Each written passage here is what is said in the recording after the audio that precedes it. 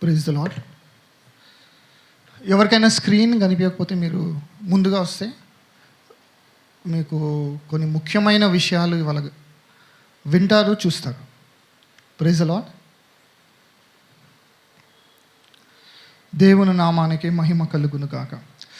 మనం ముఖ్యమైన మెసేజ్కి వెళ్ళక ముందు ఒక చిన్న ప్రజెంటేషన్ నేను చూపిద్దామని అనుకుంటున్నాను.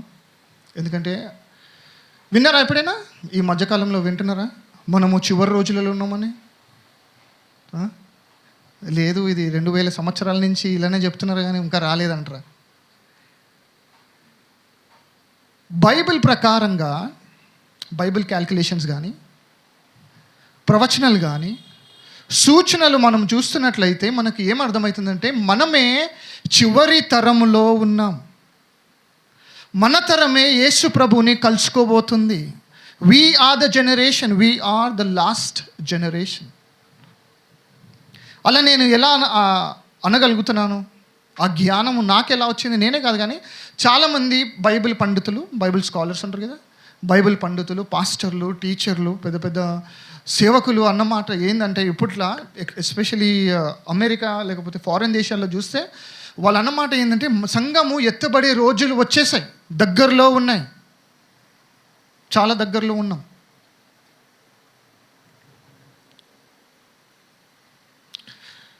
దేవుడు మానవుని ఎప్పుడు సృష్టించాడమ్మా?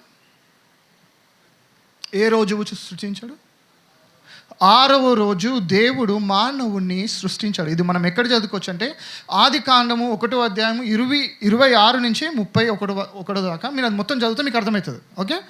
6వ రోజు దేవుడు ఆదాముని అంటే మనిషిని సృష్టించాడు. బైబిల్ మరో మాట ఏమంటుందంటే మొత్తం 7 దినాలు కదా మనకి, అవునా? 7 దినాలు. అందులో 6వ దినము దేవుడు మానవుని సృష్టించి 7వ దినం ఆయన ఏం చేశాడంటే విశ్రాంతి తీసుకున్నాడు. 2 పేతురు 3వ అధ్యాయము 8వ వచనం. ఏమైనా రాసుకుంటే రాసుకోవచ్చు. 2 పేతురు 3వ అధ్యాయము 8వ వచనము. ప్రియులారా, ఒక సంగతి మర్చిపోకుడి. ఏమనగా ప్రభు దృష్టికి ఒక దినము 1000 సంవత్సరముల వలెను. దేవుని దృష్టిలో ఏందంట ఒక రోజు 1000 సంవత్సరాలతో సమానము. 1000 సంవత్సరములు ఒక దినముల వలె ఉన్నవి. అర్థమైందా? మనం ఇంతకుముందు ఏమని చూసుకున్నాము. దేవుడు 7 దినాలు సృష్టించిండు. అందులో 6వ దినము 7 దినాలు సృష్టించి 6వ దినం ఏం చేసిండు? మానవుని సృష్టించిండు. అంటే దేవుడు మానవుడికి ఇచ్చిన 6 రోజులు అంటే 6000 సంవత్సరాలు. అంటే ఒకరోజు దేవుని దృష్టిలో 1000 సంవత్సరాలు కదా. అట్లా 6 రోజులు 6000 సంవత్సరాలు. 7వ రోజు ఉంది కదా, అంటే 7000 సంవత్సరాలు. కానీ మానవునికి దేవుడు ఇచ్చింది ఏంటంటే 6000 సంవత్సరాలు. ఆదాము పాపం చేశాడు తెలుసా? ఆదికాండము 2వ అధ్యాయము 17 వచనము చదవమ్మా. అయితే మంచి చెడ్డలు గల తెలివినిచ్చే వృక్ష ఫలములను తినకూడదు, నీవు వాటిని తినదినమున నిశ్చయముగా చచ్చెదవని నరుని ఆజ్ఞాపించెను. అక్కడ దేవుడు ఏమన్నాడు? ఆదామా, నువ్వు ఏదైతే రోజు తింటావో అదే రోజు నువ్వు చనిపోతావు. అదే రోజు చనిపోయినా అదే రోజు. మళ్ళీ దేవుని వాక్యము అబద్ధమా? వడ్లేద్దమ్మా బైబిల్. ఆత్మ, వెరీ గుడ్. ఆత్మ, ఎస్, ఆ మీనింగ్ కూడా ఉంది. ఆత్మపూర్వంగానే చనిపోయిండు. Okay, very good. ఆదికాండము 5:5 ఆన్సర్ ఉంటుంది. చదవండి. 5:5 ఆదికాండము 5వ అధ్యాయము 5వ వచనము. ఆదాము బ్రతికిన దినములన్నీ 930 ఏండ్లు. 930 ఏండ్లు ఉండి అంటే బతికి చనిపోయిందంట. అంటే 1000 సంవత్సరాల లోపే చనిపోయిండు. దేవుని దృష్టిలో ఏంది 1000 సంవత్సరాలు అంటే ఒక దినం. నువ్వేదైతే రోజు తింటావో అదే రోజు చనిపోతావు అన్నాడా? ఆ ఒక్క 1000 సంవత్సరాల లోపే చనిపోయిన ఆయన. దేవుని వాక్యం కరెక్టే కదా. అంటే దేవుడు మానవునికి ఇచ్చిన 6000 సంవత్సరాలు ముగింపుకు వచ్చింది. ఇప్పుడు మీరు స్క్రీన్లో చూడండి. ఆదాము నుండి అబ్రహాము దాకా 2000 సంవత్సరాలు అయిపోయింది. అబ్రహాము నుండి యేసు ప్రభు దాకా 2000 సంవత్సరాలు అయిపోయింది. యేసు ప్రభు నుంచి నేడు దాకా 2000 సంవత్సరాలు ముగించింది. అంటే ఎంత అయింది? మొత్తం 6000 సంవత్సరాలు మనిషికి ఇచ్చింది సమాప్తము అయింది. మళ్ళీ 7వ రోజు ఉంది కదా అంటే 7వ రోజు విశ్రాంతి దినం. అంటే దేవుడు యేసుక్రీస్తు 1000 ఏళ్ల పరిపాలన దానికి అది వాడబడుతుంది. అంటే ఆది కాండంలోనే యేసు ప్రభు చూపిస్తున్నాడు, దేవుడు చూపిస్తున్నాడు ఏమని అంటే, మానవునికి 6000 సంవత్సరాలు నేను ఇస్తున్నాను. ఆ విశ్రాంతి ఏదో కాదు కానీ యేసు ప్రభు 1000 ఏళ్ల పరిపాలన. ఈ 6000 సంవత్సరాలు ముగింపుకి వచ్చింది. చాలామంది అంటారు, మీ మామూలు గూగుల్లో కొట్టిన how many years it's been after Jesus resurrection or death అంటే 2000 ఇయర్స్ అని వస్తుంది. అందుకే 2025లో ఉన్నాం మనం. ఆయన ఎప్పుడు చచ్చిపోయిందంటే 2032 or 2033 అంటారు స్కాలర్స్. నాసా ఈ మధ్యలో ఏమన్నది తెలుసా? యేసు ప్రభుడు ఎప్పుడైతే చనిపోయిందో, ఆ సిలువలో చనిపోయినప్పుడు ఎక్లిప్స్ వచ్చింది తెలుసా? గ్రహణం వచ్చి మొత్తం చీకటి అయిపోయింది. ఎన్ని గంటలు చీకటి ఉండే? 3 hours. అవునా? 3 hours చీకటికి అమ్ముకుంది. 3 గంటలు. అది నిజంగానే జరిగిందా అని చెప్పి రీసెంట్గా వాళ్ళు సైంటిస్టులు రీసెర్చ్ చేసినప్పుడు వాళ్ళు తెలుసుకుంది ఏంటంటే 32 AD ఏప్రిల్ ఎగ్జాక్ట్లీ పస్కా పండగ టైంలో అది జరిగిందంట. చీకటి కమ్ముకుంది 3 hours కోసం.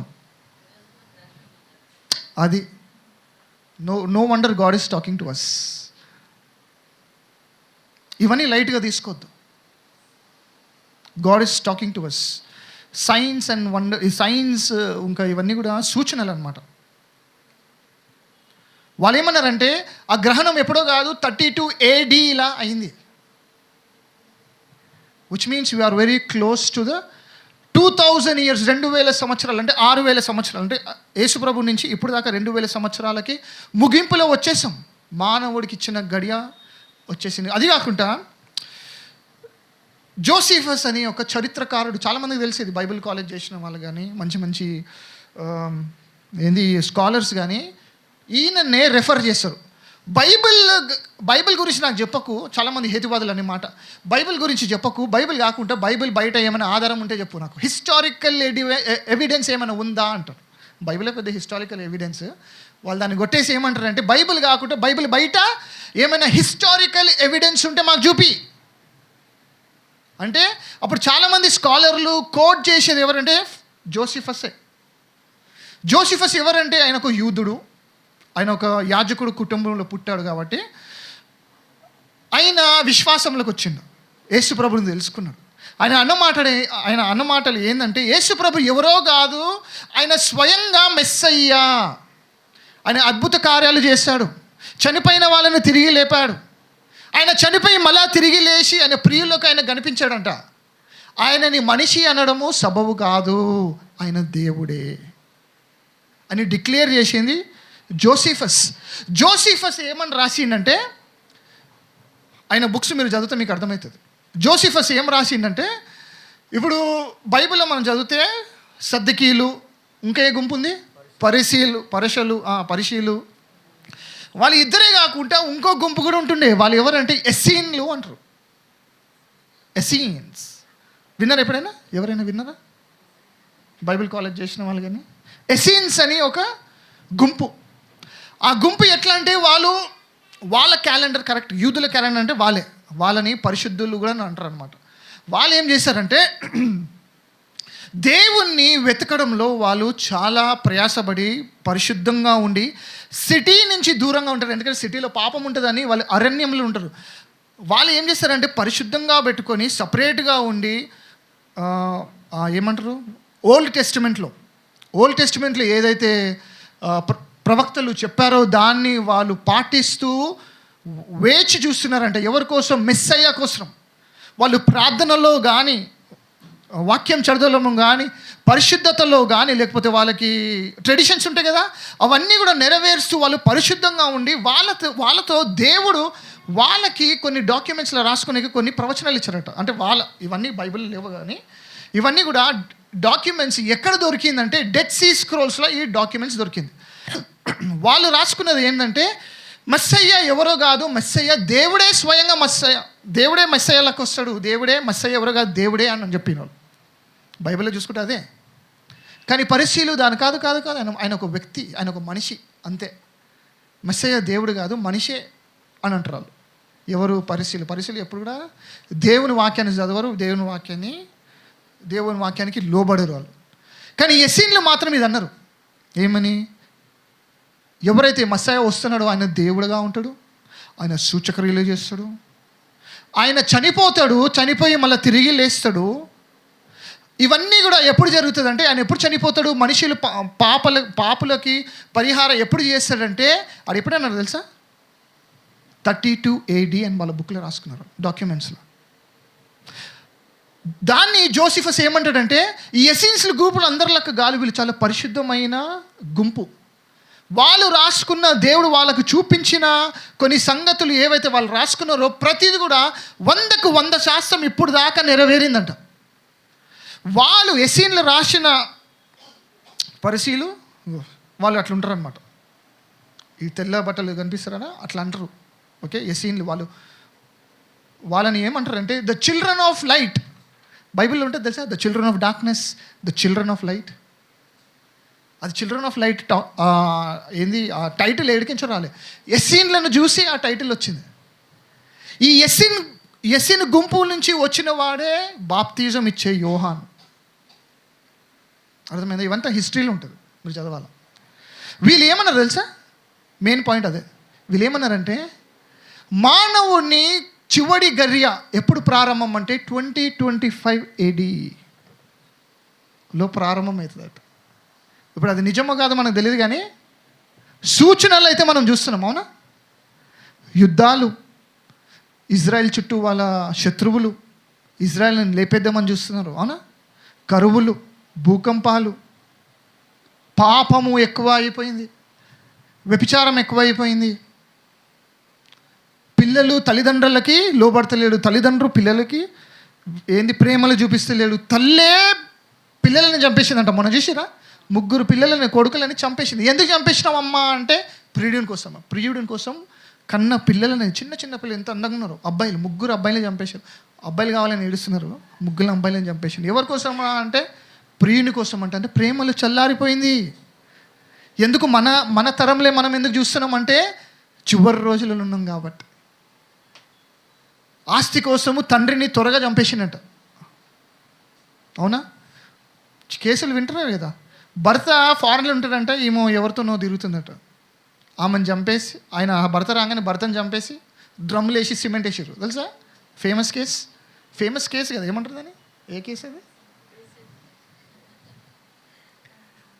నిజంగా ఇవన్నీ కూడా ఎందుకు అవుతుంది? భార్యని చంపేసి ఆమెను ముక్కలుగా చేసి ఆమెని కుక్కర్లో వండిండంట. ఆమె మాంసము కుక్కర్లో వండి ఆమె బొక్కలు తీసుకొని పొడి చేసి పడేసి. నేను ఇంత ఘోరంగా ఎవరైనా ఆలోచిస్తారా? మనం ఇవన్నీ చదివితే అమ్మా మనుషులు ఇట్లా కూడా ఉంటారా అని అనుకుంటాం. అవునా? ఇదేంటంటే దేవుని రాకడ సూచనలు. చివరి రోజుల్లో ప్రేమలు చల్లారిపోతుందండి యేసుప్రభు అన్నాడు. 1 Timothy chapter 3 ఉంటుంది, మీరు చదవండి ఇంటికి పోయినాక. ప్రేమలు చల్లారిపోయినాయి, దేవుడు రాకడ సమీపంలో ఉంది. ఆమేన్. సో దేవుని రాకడ సమీపంగా ఉందంటే మనం ఏం చేయాలంటే ఆయనని బాగా తెలుసుకోవాలి. నువ్వు ఆయన గురించి తెలుసుకుంటేనే నువ్వు ఇతరులకు చెప్పగలుగుతావు. ఉట్టి పాటలు పాడి చప్పట్లు కొట్టి మ్యూజిక్ వాయిస్తే కాదు మనకు దేవుడు తెలిసి. దేవుని వాక్యం లోతులకు తెలియాలంట. ఉట్టి పాస్టర్లకి, స్కాలర్స్లకి, టీచర్లకు కాదు వాక్యము. ప్రతి మనిషి ఎవరైతే విశ్వాసంగా పిలువబడుతున్నాడో వాళ్ళకు కూడా దేవుని తెలుసుకోవాలా. Praise the lord. దేవుని రాకడ సమీపంగా ఉంది కాబట్టి మనం చాలా శ్రద్ధగా భయం భక్తితో జీవించాలి. ఆమేన్. ఆది కాండము నుంచి ప్రకటన గ్రంథం వరకు బైబిల్ ఒకే ఒక వ్యక్తిని గణపరుస్తుంది. ఆయన పేరు ఏంటి? యేసు ప్రభు, జీసస్. ఆమేన్. ఆయన వాక్యాన్ని ఆయన నామానికన్నా ఆయన వాక్యాన్ని ఆయన హెచ్చించాడంట. బైబిల్లో రాసి ఉంటుంది. ఆయన నామానికన్నా ఆయన కన్నా హెచ్చించి, ఎవరిని హెచ్చించిందంట? వాక్యంని హెచ్చించే. వాక్యం ఎవరు? యేసు ప్రభు. వాక్యం శరీరధారంగా వచ్చిందన్నది ప్రకటన గ్రంథంలో. ఆయన పేరే వాక్యము. His name is the word of God. అర్థమైందా? అన్నిటికన్నా హెచ్చించింది ఏంటంట? వాక్యం. కానీ సంఘాలు ఇదేని హెచ్చిస్తున్నాయి ఇవాళ రేపు? మ్యూజిక్, పాటలు, స్మోక్. ఎందుకు అంటే అట్రాక్ట్ చేసుకోనికి చాలామందిని. దేవుని వాక్యము వాడుకొని ఫేమస్ అయిపోదామని. అర్థమైందా? కానీ దేవుడు ఏమంటున్నాడు? నా వాక్యాన్ని నాకన్నా పైకి హెచ్చించిన. చాలా జాగ్రత్తగా ఉండాలి యవనస్తులు కూడా. చాలామంది యవనస్తుని లాగాల మనం వాక్యం వైపు. ఆమేన్. యోహాను సువార్త 7వ అధ్యాయము 38 వచనం. నా యందు విశ్వాసం ఉంచి వాడేవాడో లేఖమును చెప్పినట్లు వాని కడుపులో నుండి జీవనదులు పారునని బిగ్గరగా. జీవనదులు పారుతుందంట. ఎప్పుడు నువ్వు లేఖన ప్రకారంగా యేసు ప్రభును తెలుసుకుంటే ఆయన నుంచి మన నుంచి ఏం ప్రవేశిస్తుంది? జీవజలులు. అంటే పరిశుద్ధాత్మ నీలో నుంచి రావాలంటే నీకు ఏం తెలిసి ఉండాలా? లేఖనలు తెలిసి ఉండాలా. అర్థమైందా? The key to receive Holy Spirit is scripture. గోల చేస్తారు కొంతమంది సంఘాల్లో, చప్పట్లు కొట్టుకొని దుంకుకుంటా, కేకలు, బట్టలు ఊడ్చిపోతుంది కూడా అర్థం కాదు వాళ్ళకి. Holy Spirit is classic. Is not cheap. క్లాస్గా ఉంటాడు ఆయన. పిచ్చోన్లాగా ఎగరవు నువ్వు. యేసు ప్రభు ఏది పరిశుద్ధాత్మ వస్తే క్లాస్ ఉంటుంది. క్లాస్. పరలోకం అంట కింద ఎట్లుంటుంది? పరలోకం రోడ్డు బంగారం, చాలా పాష్. ఆయన చీప్గా డ్యాన్స్లు వేసి పడిపోయి అలాంటివన్నీ ఉండదు. He is very holy God. పరిశుద్ధమైన దేవుడు. భూమి ప్రారంభం ముందే పరిశుద్ధుడా అని చెప్పేసి దూతలు చెప్తున్నాయి. అంటే నేడు దాకా చెప్తుంటుంది, ఎప్పటికీ చెప్తుంటుంది. అంటే ఆయన పరిశుద్ధత ఎంత గొప్పదో. They never get tired. Amen. యోహాను సువార్త 5:45-46. మీరు ఆశ్రయించుచున్న మోషే మీద నేరం మోపును. అతడు నన్ను గూర్చి వ్రాసని గనుక మీరు మోషేను నమ్మినట్టయినా నన్నును నమ్ముదురు. మీరు అతని లేఖనమును నమ్మని ఎడల నా మాటలు ఎలాగూ నమ్ముదురు. నేను మోషే ఏందంట? ఎవరి గురించి రాసిండు? యేసు ప్రభు గురించే రాసిండు. అని ఏమంటున్నాడు? మీ మోషే నా గురించి రాసిండు అయ్యా, నన్ను నమ్ము అంటున్నాడు. అని ఎవరి గురించో రాయలేదు, నా గురించే రాసిండు, నా గురించి తెలుసుకోండి అంటు నేను. చూసిరా, వాక్యం అంతా కూడా యేసు ప్రభుని తెలుసుకోనికే. ఆమేన్. 1 కొరింథీ 15:3-4. 1 కొరింథీ 15 అధ్యాయము 3-4 వచనము. నాకు ఇవ్వబడిన ఉపదేశమును మొదట మీకు అప్పగించితిని.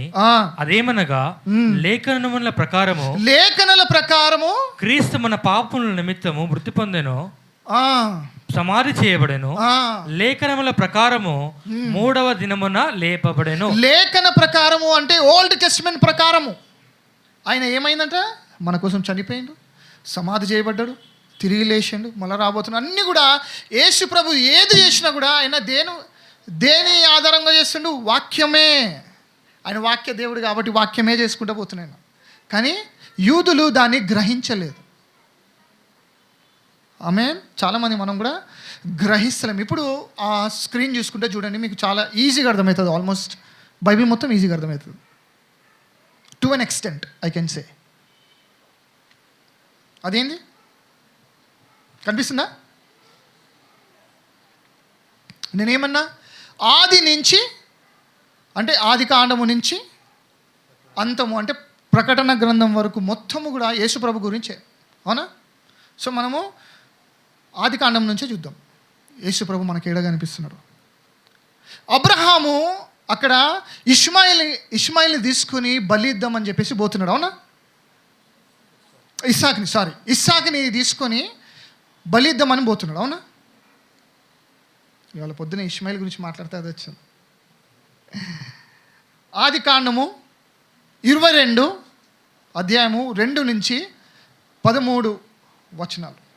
అప్పుడు ఆయన నీ ఒక్కడై ఉన్న నీ కుమారుని అనగా నీవు ప్రేమించే ఇస్సాకును తీసుకొని మొరియా దేశంలోకి వెళ్ళి అక్కడ నేను నీతో చెప్పబో పర్వతములలో ఒక దాని మీద దహన బలిగా అతను నడిపించమని చెప్పాను.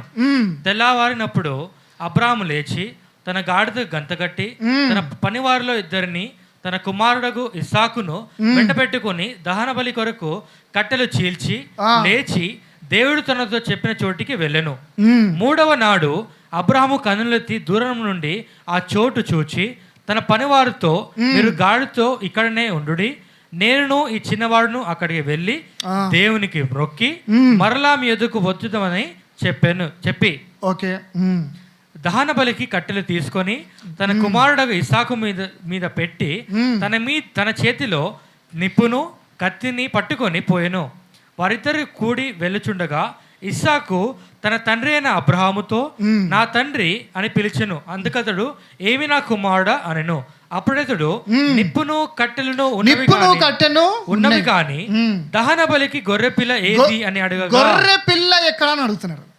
అర్థమైందా? ఇప్పుడు ఇక్కడ సీన్ ఎట్లా అంటే అబ్రహాము ఇంకా చూడండి, అక్కడ స్క్రీన్ చూడండి. అబ్రహాము ఇంకా ఈసాకు కట్టెలు పట్టుకొని అబ్రహాం పక్కన వాళ్ళు వెళుతున్నారు. ఎక్కడ వెళ్తున్నారంటే పర్వతం మీదకి వెళ్తున్నారు. మొరయ్య అనే రీజన్లో పర్వతం మీద ఎక్కుతున్నారు. ఆయన కట్టెలు పట్టుకొని వెళ్తున్నాడు. దానికి ఏది సాదృశ్యం అంటే ఈసాకు ఎలా అయితే కట్టెలు పట్టుకొని ఎక్కుతున్నాడో యేసు ప్రభు కూడా అదే మాదిరిగా సిలువను మోసుకొని వెళ్తున్నాడు. అర్థమైందా? అక్కడ ఈసాకు అడిగే మాట ఏంటంటే మన దగ్గర కట్టెలు ఉన్నాయి, మంటుంది, కానీ గొర్రె పిల్ల ఎక్కడ అంటే అప్పుడు అబ్రహాం అనే మాట ఏం తెలుసా? దేవుడే చూచుకును, లేక గాడ్ విల్ ప్రొవైడ్. ఏంది? ద ల్యాంబ్ ఆఫ్ గాడ్ అంటే దేవుని గొర్రె పిల్ల అన్నాడు. అబ్రహాము తండ్రి దేవునితో ఒక షాడో అక్కడ. ఆయన కుమారుణ్ణి తీసుకుపోయి బలిద్దామని తండ్రి అయిన దేవుడు ఆయన కుమారుడైన దేవుని తీసుకెళ్ళి మన పాపాల కోసం ఆయనని పర్వతాన్ని ఎక్కిస్తున్నాడు. మనం చాలామంది ఏమనుకుంటామంటే ఇది ఉట్టే ఒక స్టోరీ అని అనుకుంటాం, కానీ అందులో యేసుక్రీస్తుని దేవుడు పరిచయం చేస్తున్నాడు. అక్కడ అబ్రహాం ఏమన్నాడు? ఆ గొర్రె పిల్లని దేవుడే ఇస్తాడని చెప్పిండు, అవునా? అప్పుడు ఆయనని చంపనీకి పోయినప్పుడు ఏమవుతుంది? ఇస్సాకుని అలా పెట్టేసి బలిపీఠం మీద చంపనీకి పోయినప్పుడు దూత ఆపేస్తుంది కదా. ఆపేసి ఏమంటుందంటే నీ విశ్వాసం గొప్పదంటారు. ఆపేసి ఏమంటాడంటే దేవుడు ఇక నీ కుమారుడు కాదు, దేవుడే పంపిస్తున్నాడు. అది వెనక వాళ్ళు సంతోషంగా ఆయన కొడుకును మళ్ళీ తీసేసుకున్నాక అక్కడ పక్కన ఏముంటుంది? పొట్టేలు ఉంటుంది. అంటే ర్యామ్ అంటారు, తెలుగులో ఏమని రాసింది తెలియదు, కానీ గొర్రె పిల్ల కదా రావాల్సింది. పొట్టేలు ఉందేంది? గొర్రె పిల్ల 2000 సంవత్సరాల తర్వాత అదే పర్వతం మీద వచ్చింది. దేవుడు వాగ్దానం చేశాడు, దేవుడు ఇస్తాడని చెప్పింది కదా, అదొక ప్రవచనం. మంటుంది, కట్టెలున్నాయి. గొర్రె పిల్ల ఏదంటే గొర్రె పిల్ల ఎన్ని వేల సంవత్సరాల తర్వాత? 2000 సంవత్సరాల తర్వాత గొర్రె పిల్ల వచ్చింది. అందుకే ఆయన చూడంగానే బాప్తిజం వచ్చే యోహాను ఏమన్నాడు? ఇదిగో లోక పాపాన్ని మోసుకెళ్ళే గొర్రెపిల్ల ఏదో కానీ మన తండ్రి అయినా అబ్రహాంతో మాట్లాడిన గొర్రెపిల్ల ఇదే అని అంటుంది, కానీ వాళ్ళకి అర్థమవుతలే. వాగ్దానం ఇచ్చే గొర్రెపిల్ల, కానీ అక్కడ పొట్టేలు ఉంది. పొట్టేలు కాదు, గొర్రెపిల్ల 2000 సంవత్సరాల తర్వాత ఇచ్చిండు దేవుడు. కానీ అక్కడ పొట్టేలు ఎక్కడుందంటే ముళ్ళ కంపం ఉంది. ఎందుకంటే యేసు ప్రభుకు కూడా ముళ్ళ కంపం పెట్టారు. ఆమేన్. హెబ్రీయులకు పత్రికలో మీరు చదివితే 11th it is a chapter of faith, విశ్వాసం గురించి ఉంటుంది. అక్కడ ఏమని రాసి ఉంటుందంటే తండ్రి అయిన ఎవరు? అబ్రహాము విశ్వాసంకి ఏంటంట? తండ్రియే ఉన్నాడు, కర్త కాదు, తండ్రియే ఉన్నాడు. అవునా? అబ్రహాము విశ్వాసులకి తండ్రి, విశ్వాసమికి తండ్రియే ఉన్నాడు. ఎందుకు అట్లా అన్నాడు అంటే, అబ్రహాముకు ముందు ఎవరైనా మరణం నుంచి తిరిగి లేచిన వాళ్ళు ఉన్నారా? పునరుద్ధానం లేదు. He never heard about resurrection. పునరుద్ధానం గురించి ఆయన వినని వాడు. దేవుడు ఆయనకు తెలుసు అంటే ఒకవేళ ఆయన చంపినా ఆయన తిరిగి లేపుతాడని. Hebrews chapter 11, 17-19. అబ్రహాము శోధింపబడి విశ్వాసమును బట్టి ఇస్సాకును బలిగా అర్పించెను. ఎవడు ఆ వాగ్దానములను సంతోషంగా అంగీకరించెనో ఇస్సాకు వలనైనది నీ సంతానమనబడును అని ఎవరితో చెప్పబడినో ఆ అబ్రహాము మృతులను సైతము లేపుటకు దేవుడు శక్తిమంతుడని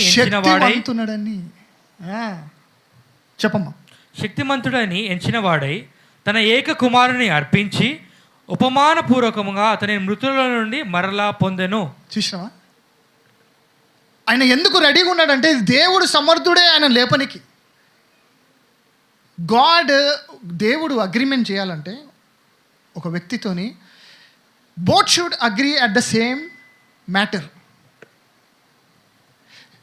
దేవుడు పైన నుంచి అబ్రహాం చెప్తున్న, నా కుమారుని నేను నీకు ఇస్తున్నాను లోక పాపాని కోసము, నువ్వు కూడా నీ కుమారుని ఇస్తావు. అదొక అగ్రిమెంట్ రావాలా. ఆ అగ్రిమెంట్ ఎప్పుడైతే ఫుల్ఫిల్ అవుతుందో God will do his part. Without agreement God cannot do anything. ఎప్పుడైతే ఇద్దరు కూడి అగ్రి అవుతారో it will be done on earth. అవునా? ఏమని ఉంటుంది తెలుగులో? కూడి ఉంటారో. Okay, if they agree on one thing it will be done. భూమి మీద ఎవరైతే ఏకీభవిస్తారో అంటే అగ్రిమెంట్కి వస్తారో అది జరుగును. సో అబ్రహాము విశ్వాసానికి తండ్రి కాబట్టి ఆయన దేవుని చేతి పట్టుకొని, నువ్వు నీ కుమారుని ఇస్తున్నావు, నేను నా కుమారుని ఇస్తా రెడీగా ఉండి ఇచ్చేలోపే దేవుడు ఓకే అర్థమైపోయింది ఆయనకి ఇస్తాడని. అప్పుడు ఆయన మనసులో ఏముందంటే నేను చంపినా ఆయన తిరిగి లేపుతాడని. అందుకే ఆయన విశ్వాసాలకి ఇప్పుడు మనం నమ్ముతాం మనకు చెప్తే, ఎందుకంటే జీసస్ లేచిండు, లాజర్ లేచిండు, ఈ స్టోరీలన్నీ వింటున్నాం కాబట్టి మనకు కొంచెం కాన్ఫిడెన్స్ ఉంటుంది. ఆయన అలాంటి స్టోరీస్ ఏం వినలే. ఆయన అనుకోవచ్చు నేను ఇదేనా ఊహనా, లేకపోతే ఇదొక భ్రమనా, కలనా, నా మతిపోయిందా, ఏజ్ అయిపోతుంది కదా అనుకోవచ్చు కదా. But he was not like that. Amen. మరొకటి చూద్దాం. ఇది చూసారా? యాకోబు తెలుసా? యాకోబు కుమారుడు ఎవరు? యోసేపుని ఎక్కువ ప్రేమించిందంట. ఎంత ప్రేమించిందంటే వాళ్ళ వేల కుమారుల కన్నా ఆయనని ఎక్కువ ప్రేమించిందంట, ఆయన సహోదరుల కన్నా. ఎవరిని? యోసేపుని ఎక్కువ ప్రేమించి ఆయనకి శ్రేష్టమైన బట్టలు కొంచెం ఎక్స్ట్రా స్పెషల్గా చూసిండు. దానికి అది దేనికి సాదృశ్యం అంటే తండ్రి అయిన దేవుడు యేసు ప్రభుని కూడా ఎక్కువ ప్రేమించి సమస్తము కూడా ఆయనకి అప్పగించిండట. అప్పుడు దాన్ని చూసి ఆయన వాళ్ళ యోసేపు వాళ్ళ అన్నలు సహోదరులకు ఏమైంది? కోపం వచ్చింది, పసిగట్టరాలు కోపం వచ్చి సేమ్ యేసు ప్రభు కూడా అంత మంచి ఫ్యాన్ ఫాలోయింగ్ రాగానే అద్భుత కార్యాలు సూచక్రియలు అని ఆయన లాజర్ని చనిపోయి లేపంగానే వాళ్ళు ఎవరు కులుకున్నారంటే యూదులు కులుకున్నారు. ఆయన సొంత బ్రదర్సే, సహోదరులే కుళ్ళుకొని ఏమంటున్నారంటే లోకమంతా కూడా ఈయన వైపు తిరిగిపోతుంది, చంపేద్దాం. యోసేపుని కూడా వాళ్ళ అన్న వాళ్ళు చంపేద్దామని అనుకున్నారు. చంపేసి ఏమైందంటే చంపేద్దామని అనుకున్నప్పుడు వాళ్ళ ఒక అన్న ఏమంటాడంటే చంపొద్దు ఆయనని అమ్మేద్దామంటాడు. అవునా? ఆయన పేరేం తెలుసా? అన్న పేరు రూబిన్ కాదు, యూదా. జీసస్ని కూడా అమ్మింది కూడా యూదా. అర్థమైందా? ఓల్డ్ టెస్టిమెంట్లోనే దేవుడు యేసు ప్రభుని పరిచయం చేస్తున్నాడు. ఈసాకు ద్వారా చాలా ఉన్నాయి అట్లా, యోసేపు ద్వారా. ఇప్పుడు యోసేపు ఎప్పుడైతే చనిపోయిందంటే అమ్మబడ్డాడో, యేసు ప్రభు కూడా అమ్మబడ్డాడు. అమ్మబడిన తర్వాత ఆయన మీద నేరం మోపి ఆయన ఏం చేశారు? చెరసాల్లో వేసారు. చెరసాల ఆ జమానాలో చెరసాల ఎక్కడుంటుందంటే భూమి కింద ఉంటుంది. డంజన్స్ అంటారు, డంజన్స్. భూమి కింద ఉంటుంది. యేసు ప్రభువు కూడా ఆయన మీద నేరం మోపి ఆయన చంపేసి ఆయనని ఎక్కడ పాతి పెట్టారు? భూమి కింద. అందుకే అంటాడు ఆయన, యోనా ఎలా అయితే చేప కడుపులో 3 రోజులు 3 రాత్రులు ఉండేనో, అలాగే మనిషి కుమారుడు భూగర్భములో 3 దినములు 3 రాత్రులు ఉంటాడు. ఇక్కడ యోసేపు కూడా ఆయన మీద నేరం మోపి ఆయనని ఎక్కడ వేసారంట? చెరసాలలో వేసారు. కానీ ఏమవుతుంది? ఆయన చెరసాల నుంచి బయటకు వచ్చినప్పుడు ఆయన మీద ఏం నేరం మోపారు? పోటిఫర్ వాళ్ళ వైఫ్ ఈయన నన్ను పాడు చేయనీకి వచ్చిందని చెప్తాడు. చెప్పినప్పుడు అక్కడ ఒక సందర్భం ఉంటుంది. ఆయన పారిపోయినట్ట, పాపం నుంచి పారిపోయినప్పుడు ఆయన వస్త్రాలు వచ్చేసినాయి. ఆయన వస్త్రాలు రావడం ఏదో కాదు, కానీ యేసు ప్రభు వస్త్రాలు కూడా తీసేశారు తెలుసా? చంపేటప్పుడు వస్త్రాలు తీసి మరి ఆయనని నేరస్తులుగా చేశారు. మనం చేస్తున్నాం. ఆయన చెరసాల్లో పోయినాక, యోసేపు చెరసాల్లో పోయినాక అతనికి 2 ఖైదులు పక్కనే ఉంటారు. ఆ 2 ఖైదులు కూడా వాళ్ళ వాళ్ళకి డ్రీమ్స్ వస్తాయి, బాధలు అని చెప్పొచ్చు. వాళ్ళకి కళలు కానీ లేకపోతే ఇంకేమంటారు, విజన్, దర్శనం వచ్చినప్పుడు వాళ్ళు యోసేపుకు చెప్పుకుంటే 2 దర్శనాలు చూపిస్తారు. ఒక దర్శనం ఎట్లుంటుందంటే, ఒక దర్శనం అంట నువ్వు చచ్చిపోతావు అంటే, రొట్టెలు కాకిలు వచ్చి తినిపోతున్నాయంటే దాని అర్థం ఏంటంటే నువ్వు చచ్చిపోతావు, నువ్వు చెరసాలకి బయటికి పోవు, భయపడిపోతాడు ఆయన. ఇంకో అతను ఏమంటాడంటే, నువ్వు నీ పొజిషన్కి మళ్ళా రాజు దగ్గరికి నువ్వు మళ్ళా వెళ్తావు. యేసు ప్రభు చనిపోయినప్పుడు కూడా 2 ఆయన పక్కనే ఉన్నారు. ఒకతను చనిపోయి పాతాళ్ళకు పోయిండు, ఒకతను ఆయనను అంగీకరించి రాజు దగ్గర అంటే ఆయన దగ్గరనే ఆయన పనిచేస్తున్నాడు. ఆమేన్. ఇవన్నీ కూడా సాదృశ్యం. యేసు ప్రభు ఎప్పుడైతే చనిపోయి ఆయనని భూభాగంలో కింద ఆయనని పాత పెట్టారో, ఆయన చనిపోయి పాతాల్లోకి పోయినట్టు ఆయన కాలిపోలేదు, అది వేరే సబ్జెక్టు. ఆయన ఎలా అయితే 3 రోజులు 3 రాత్రులు భూగర్భంలో ఉండి తిరిగి లేచాడు. అని తిరిగి లేచినాక ఏమైంది? ఆయనను ఏం చేశారు? కుడిపక్షాన్నే కూర్చున్నాడు. ద సెకండ్ అథారిటీ, లేకపోతే everything is given to him. ప్రతి సమస్తం కూడా ఆయన చేతిలో పెట్టారు. అదే మాదిరిగా యోసేపు కూడా ఆయన గురించి తెలిసినాక ఆయనని హెచ్చించబడు. రాజుకి సెకండ్ ఆయననే ఈజిప్ట్లో. యేసు ప్రభు కూడా తిరిగి లేచినాక ఆయన నామంకే కదా మొత్తం సమస్తము పరలోకంలో భూమిలో ఆయన నామానికే authority. All authority he's been given to me అన్నాడు యేసు ప్రభు. యోసేపు లైఫ్లో మనం చూసేది అదే. యేసు ప్రభు ఆయన కుడి పక్షాన్నే కూర్చుండు. ఆయన కింద కూర్చోలే, దేవుని కింద కూర్చోలే, దేవుడు పైన కూర్చోలే. ఏడ కూర్చున్నట? పక్కనే కూర్చున్నా. అంటే సమానము. He is equal to God. He is God. అందుకే నన్ను చూస్తే తండ్రిని చూసినట్టు అని చెప్పిండు. ఎవరికి? ఫిలిప్కి. తండ్రి నేనే మార్గము సత్యము అన్నప్పుడు మాకు మార్గాలు గీర్గాలు చెప్పకు, తండ్రి చూపించి అన్నాడు ఆయన. ఫిలిప్, నీకు తెలీదా? నేనే. నన్ను చూస్తే తండ్రిని చూసినట్టు అంటే నన్ను చూస్తే దేవుణ్ణి చూస్తున్నట్టు. అంటే చాలామంది అంటారు కదా, యేసుప్రభు దేవుడు కాదంట. యేసుప్రభు దేవుడు. అందుకే ఎవరంటారు అట్లా? ఇప్పుడు నేనే అనుకోండి, ఇప్పుడు బ్రదర్ వచ్చి అడిగింది అనుకో, నాకు ప్రైమ్ మినిస్టర్ మోడీని చూపి అంటే నన్ను చూస్తే మోడీని చూసినట్టు అని ఏమంటాడు? మెంటల్ అరా నీకు అంటాడు. అవునా? పిచ్చా నీకు? లేకపోతే కొడతాడేమో ఒకటి వచ్చి బైరి గట్టిగా పట్టని. పిచ్చని అనుకున్నావా నన్ను అట్లా అంటున్నావు? కానీ యేసుప్రభు ఏమన్నాడు తెలుసా? నన్ను చూస్తే తండ్రిని చూసినట్టు. తండ్రి ఎవడు? దేవుడు. నన్ను చూస్తే దేవుడిని చూసినట్టు. నేను దేవుడిని అంటున్నాను. ట్రినిటీ ఉంది అక్కడ. అందుకే ఆది కాండంలో మనం చూస్తాం, నరులని మన పోలిక అన్నాడు. నా పోలిక అనలేదు దేవుడు, మన పోలిక, మన స్వరూపం. ఎందుకంటే they are more than 1 person. తండ్రి ఆత్మ, తండ్రి కుమారుడు పరిశుద్ధాత్మ, త్రియేక దేవుడు. 3 దేవుళ్ళు కాదు.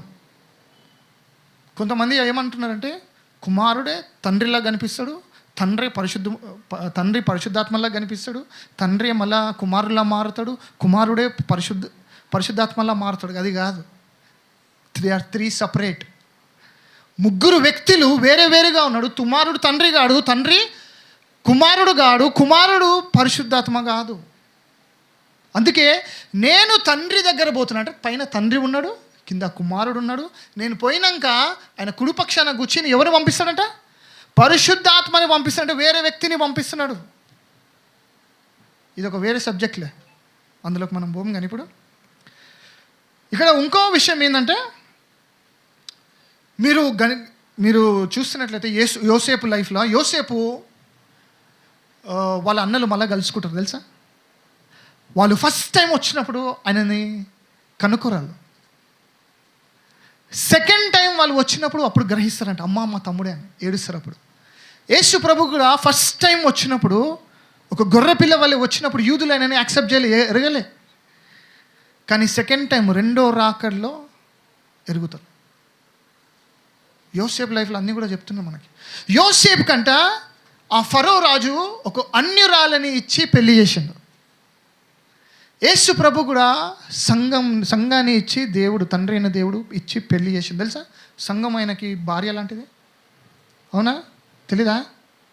ముఖాలు ఎట్లా పెడతారంటే అవునా అన్నట్టు. పెళ్లి కూతురు వలె, భార్య వలె. అందుకే భర్తల్లారా మీ భార్యలను ఎలా ప్రేమించాలంట? యేసు ప్రభు అనే సంఘాన్ని ప్రేమించినట్టు ప్రేమించన్నాడు. ఎఫిషియన్స్ 5లో అర్థమవుతుందా? ఈ స్టోరీ మొత్తం కూడా ఒక జూయిష్ వెడ్డింగ్ మీకు అర్థమైతే బైబిల్ మొత్తం అర్థమవుతుంది.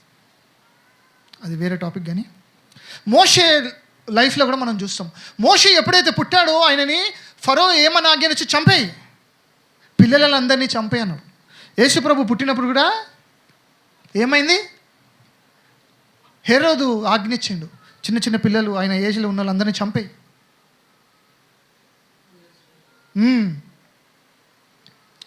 మోషే ఎలా అయితే ఇజ్రాయేలుని ఈజిప్టు అనే దేశం నుంచి బయటకు తీసుకొస్తాడో, యేసు ప్రభు కూడా అదే మాదిరిగా ఆయన ప్రజలని, ఆయన సంఘాన్ని ఎలా పాపము నుంచి బయటికి తీసుకొచ్చింది. ఈజిప్టు దేనికి సాదృశ్యం?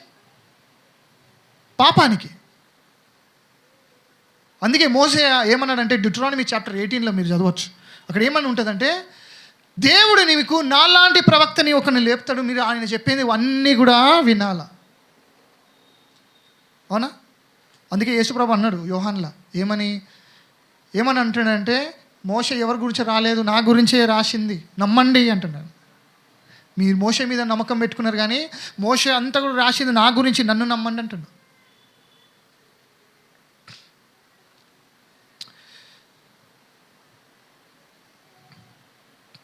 మోషే గూఢాచారులను పంపించింది తెలుసా. ఏమంటారు? స్పైస్ ఏమంటారు దాన్ని? ఓకే, 12 మెంబర్స్ అంటారు. కానాను దేశాన్ని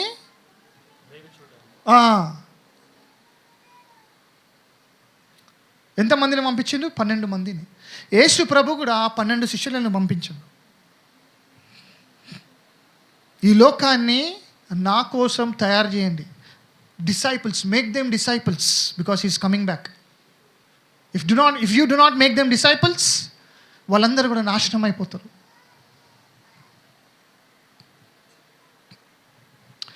దేవుడు మోషేకి ఆజ్ఞించింది తెలుసా. ఏమనిచ్చిండు?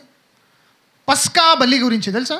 ఒక గొర్రెపిల్లని తెచ్చుకోండి, ఆ గొర్రెపిల్లు 10వ రోజు మీ ఇంట్లోకి తెచ్చుకొని 10వ రోజు దాకా దాన్ని పెట్టి 14వ రోజు దాన్ని చంపి దాని రక్తము తీసుకొని మీ ద్వారాలకు పెట్టాలి. అవునా? పైన కింద ఇటు దిక్కు.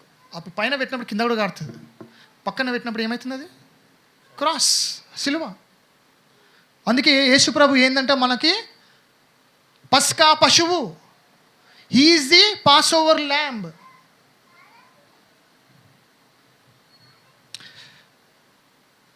అక్కడ చాలా మంచిగా రాసి ఉంటుంది. ఏమంటుంది? మనము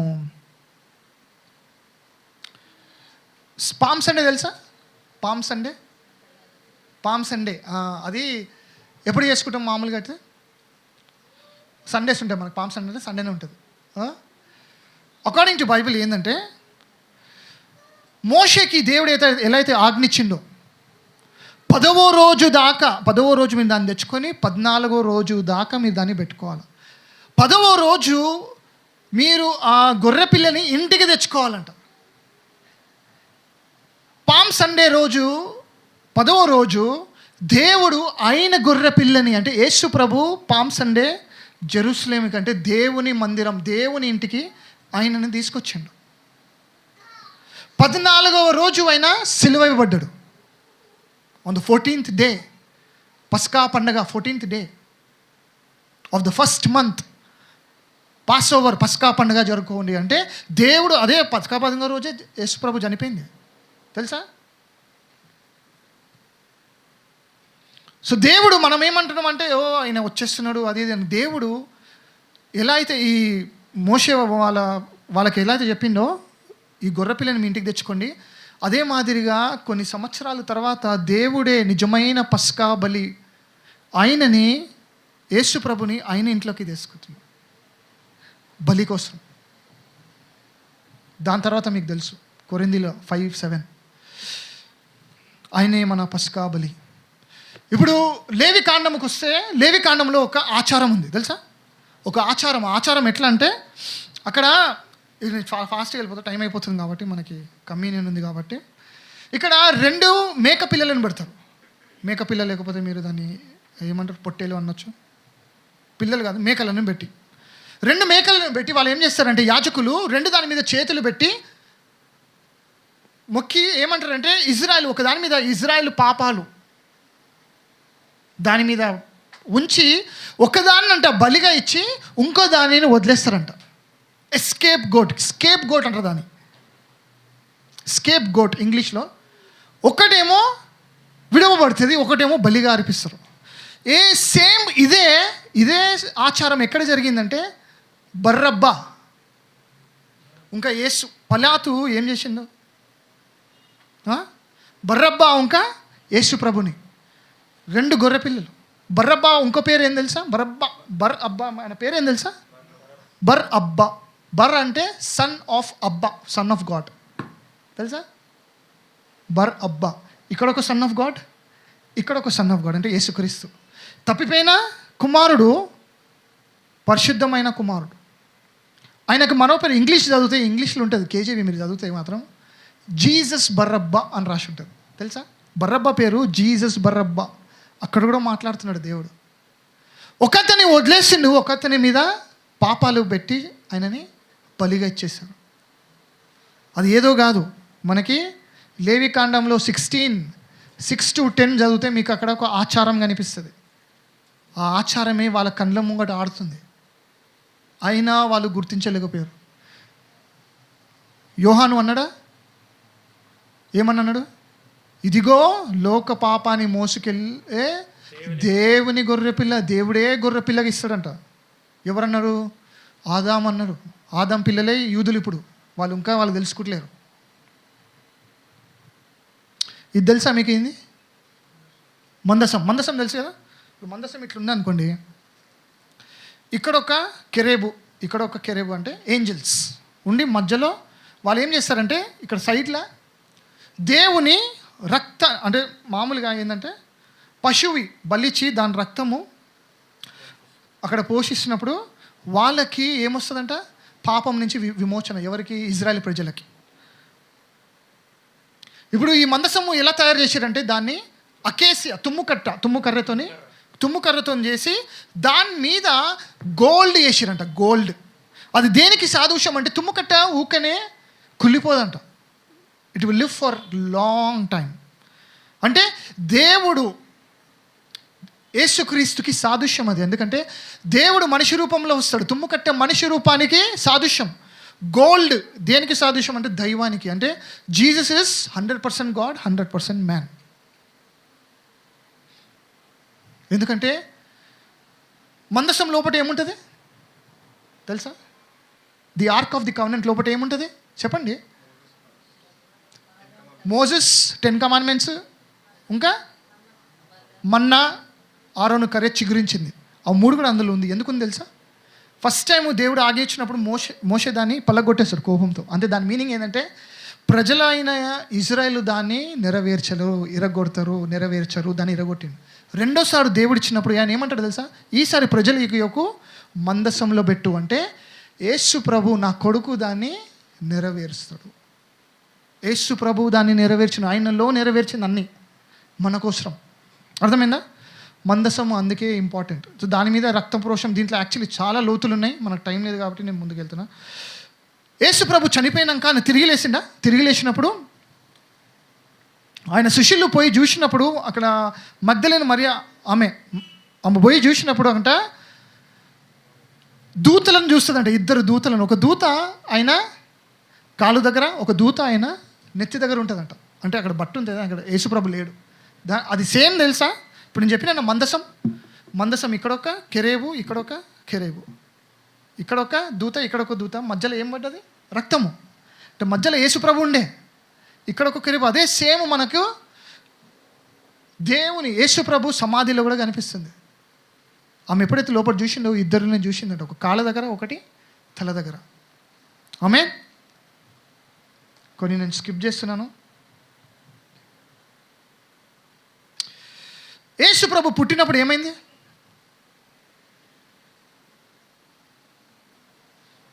అదేంది? అక్కడ బొమ్మల్లో మీకు ఏం కనిపిస్తుంది? దాని ఏమంటారు? మేంజర్, పశువుల తొట్టె అంటారు కదా, పశువుల పాక అంటారా? ఓకే, పశువుల పాక అంటారు కదా. అందులో దేవుని పెట్టిరు తెలుసా? మరియమ్మ తల్లి అందులో పెట్టింది కదా. అది దేనికి తెలుసా? పశువులు యాక్చువల్లీ దాంట్లో మేత పెడితే తింటుంది అనమాట. తొట్టి అందులో మేత పెడితే తింటుంది. కానీ ఇందులో ఏం పెట్టిరు? దేవుని పెట్టిరు, అంటే యేసు ప్రభుని పెట్టిరు. ఎందుకు అంటే నేనే జీవాహారము అన్నాడు ఆయన. నన్ను తిన్నవాడు ఏందంట? నిత్య జీవానికి వారసులు. నేనే జీవాహారమును, పరలోకం నుంచి వచ్చింది నేనే. మన్నా ఏదో కాదు, మన్నా మోసే ఇచ్చిన మన్నా అది మీరు తిన్నా మీ పితరులు చచ్చిపోయారు. కానీ నిజమైన ఆహారము పరలోకం నుంచి వచ్చేది నేనే అని చెప్పి మరియమ్మ తల్లి అందులో పెట్టడం ఏంటంటే సాదృశ్యము. ఎందుకంటే గొర్రెలు తింటుంది కదా, ఆ గొర్రెలు ఎవరు కాదు, మనమే, తప్పిపోయిన గొర్రెలం. గొర్రెలు ఎలా అయితే పోయి ఆ మందని వేస్తే తింటుందో, మనము తప్పిపోయిన గొర్రెలము యేసు ప్రభుని భుజించాలి. అందుకే ఇప్పుడు మనము ఏముంది, మనకి కమ్యూనియన్ ఉంది. అర్థమైందా? Praise the lord. ఏమైనా అర్థమవుతుందా? ఎవరికైనా బైబిల్ కొంచెం క్లియర్గా అర్థమైనట్టుందా? Praise the lord. అందుకే బైబిల్లో రాసింది ఏంటంటే యేసు ప్రభు మన పస్కా బలి. ఆయన చనిపోయినప్పుడు, ఆయన ఎప్పుడైతే చనిపోయిన గొర్రె పిల్లల ఆయన ముందు భాగము ఏంటంట, ఆయన his blood is for forgiveness of since. అదే అంటాడు కదా, my blood is shed for the forgiveness of your sins. ఆయన బాడీ దేని గురించి? ఆయన వీపు దున్నబడ్డది ఎందుకు? ఫర్ అ హీలింగ్ కోసం. హీలింగ్ గురించి. హీలింగ్ లేదంటారు ఇవాళ రేపు చాలామంది యవనస్తులు కూడా మారిపోయారు. అట్లా హీలింగ్ అని గిమిక్స్ అంట. కాదు, ఇప్పుడు కూడా ఉంది. శాతానే చెప్తుంది లేదని చెప్పేసి. దేవుని మహిమని మనం దొంగలించలేము. ఆదాము ఎలా అయితే పడుకునున్నప్పుడు ఆయన పక్కన ఎముక విరిచి దేవుడు ఎవరినైతే చేసిండు, అదే మాదిరిగా రెండో ఆదాము సిలువపై నిద్రించినప్పుడు ఆయన పక్కన గుచ్చి ఆయన నుంచి ఏం ప్రవేశించింది? రక్తము ఇంకా నీళ్ళు ప్రవేశించి దాని నుంచి సంఘం వచ్చింది. ఆయన భార్య అని ఎవరికి? యేసు ప్రభుకి సంఘము దేవుడు భార్యగా ఇచ్చిండు. పక్కన గుచ్చి ఆదాముని కూడా ఫస్ట్ యాడమ్ ఆయన పక్కటే వెలుమర్చి అవ్వనిచ్చిందంట. ఆమేన్. Praise the Lord. యేసు ప్రభు పుట్టినాక ఏమైంది? ఎవరు వచ్చిర్రు? గొర్రెల కాపరి ఫస్ట్ వచ్చారు. ఎందుకు తెలుసా? ఆయన గొర్రె కాబట్టి.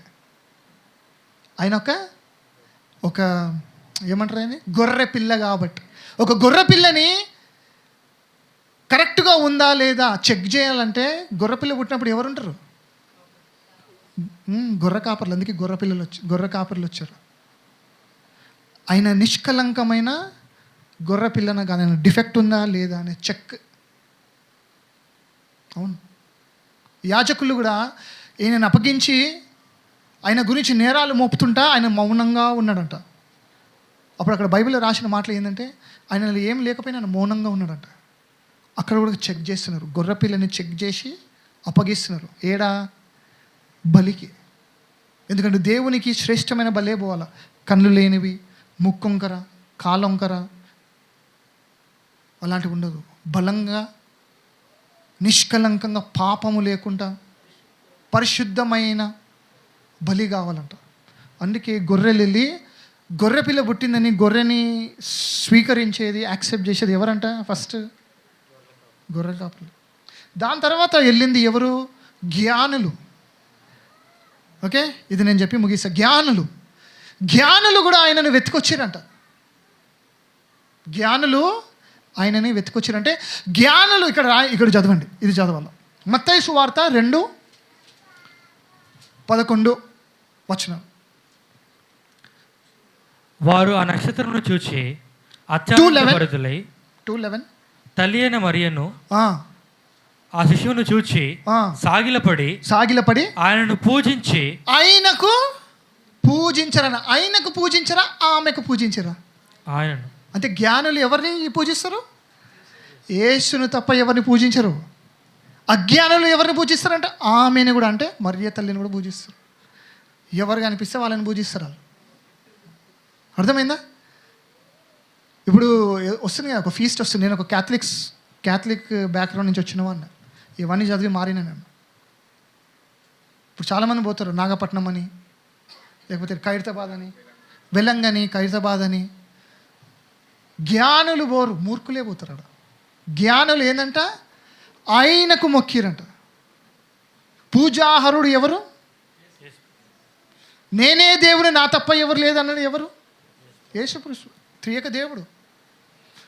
చనిపోయి తిరిగి లేచింది ఎవరు? రక్తం చిందించింది ఎవరు?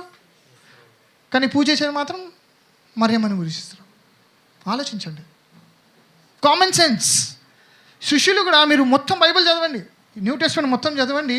శిష్యులు ఎవరు కూడా మరియ తల్లి దగ్గర పోయి మొక్కి క్యాండిల్ వెలిగించి దండలేసి ఏం చేయలే. చూసిర్రా? ఎక్కడైనా ప్రార్థించిర్రా? దేవుని తల్లి అని చెప్పి రాలే? ఆమె గురించి ఒక బుక్ అయినా ఉందా? మళ్ళీ మరియ తల్లిని ఎందుకు పూజిస్తారు? ఆదికాండము 21.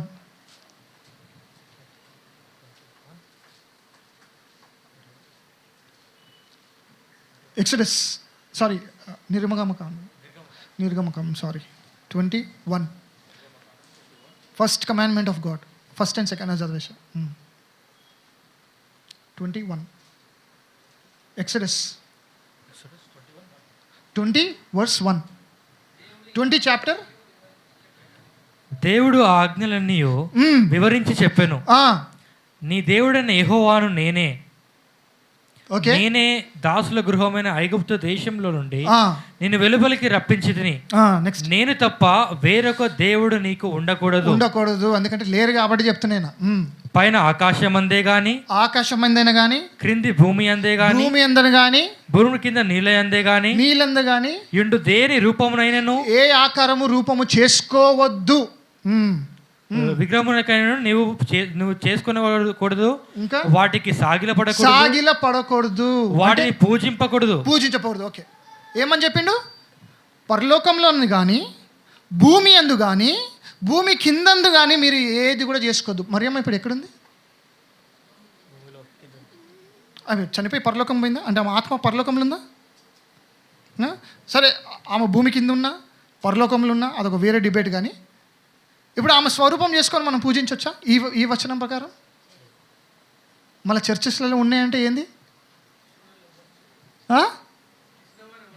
తెలిసిన వాళ్ళు ఎవరు చేయరు, కరెక్ట్. అది అంటే వాళ్ళు క్రైస్తవులు కాదు, మరియమ్మని మొక్కుతున్నారంటే. సాగిల పడొద్దు అంటే మొక్కుతున్నారా? వాళ్ళ ప్రీస్టే మొక్కుతారు, సాంబ్రాణీలు కాలుస్తారు, క్యాండిల్స్ కానీ ఇట్లా మొక్కుతారు. లేకపోతే అది ఏమంటారు, పెటిషన్ తెలుసా? పెటిషన్ ఏమంటారు? ఒక పేపర్లో వాళ్ళది రిక్వైర్మెంట్స్ రాసి అక్కడ కడతారనమాట. చూసిరా? అన్ని సాంప్రదాయాలు మొత్తం. నేను ఆడి నుంచి వచ్చిన, నాకు కూడా పిచ్చిండి ఒకప్పుడు. వాక్యాలు గండించింది నన్ను, నా పిచ్చి పోయింది అప్పుడు. వాక్యం చదివినాక పిచ్చి పోయింది. జ్ఞానం వచ్చింది. జ్ఞానులు ఏంటంటే ఇక్కడ చదవండి, జ్ఞానులు ఆయనకే మొక్కుతారంట. జ్ఞానవంతుడేనా నువ్వు ఇవాళ?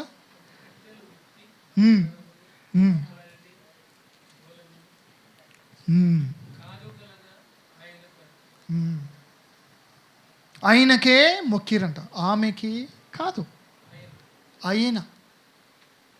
Praise the lord. May God bless this word and may God bless all the person who have heard this word. Amen. Praise the Lord.